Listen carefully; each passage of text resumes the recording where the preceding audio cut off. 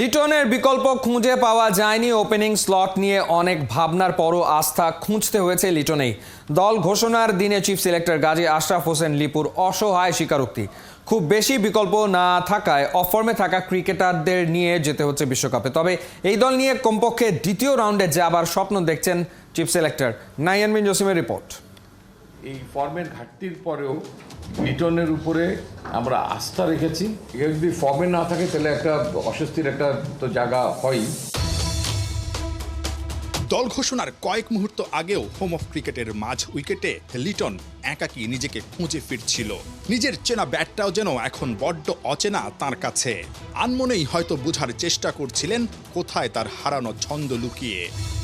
আর নির্বাচকরা অনেকটা পথ হেঁটে লিটনের বিকল্প পায়নি, কিন্তু শেষমেশ আস্থা খুঁজে নিতে হয়েছে সেই লিটনেই।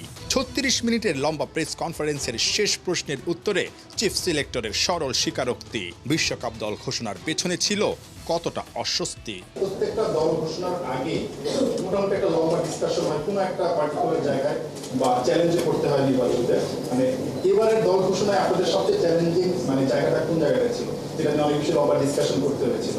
Number one. নাম্বার টু হচ্ছে ওপেনিং স্লটে লিটনকে নিয়ে বা ওই যে টপ অর্ডারে একটু অস্বস্তি নিয়ে আসলে দলটা ঘোষণা করতে হয়েছে কিনা আপনাদের?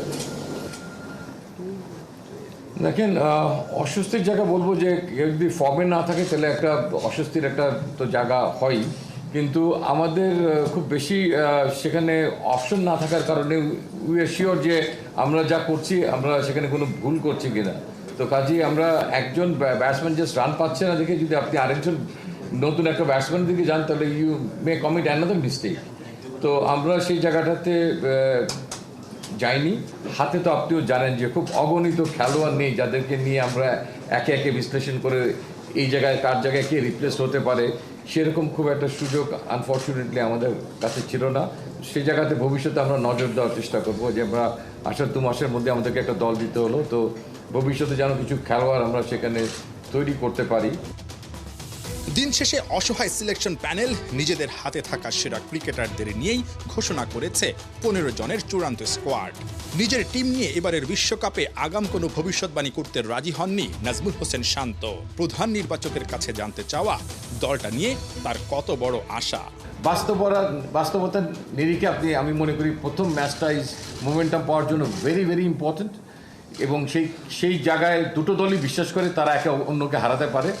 সো দুটো দলই চাপের মধ্যে থাকবে, এবং সেটা যারা জয়ী হবে, সেটা যদি আমরা জয়ী হই, আমাদের জন্য রেস্ট 3টা ম্যাচের থেকে আরও 2টা ম্যাচ আমি সেখানে একটা বিজয়ের সম্ভাবনা অনেক উজ্জ্বল দেখছি।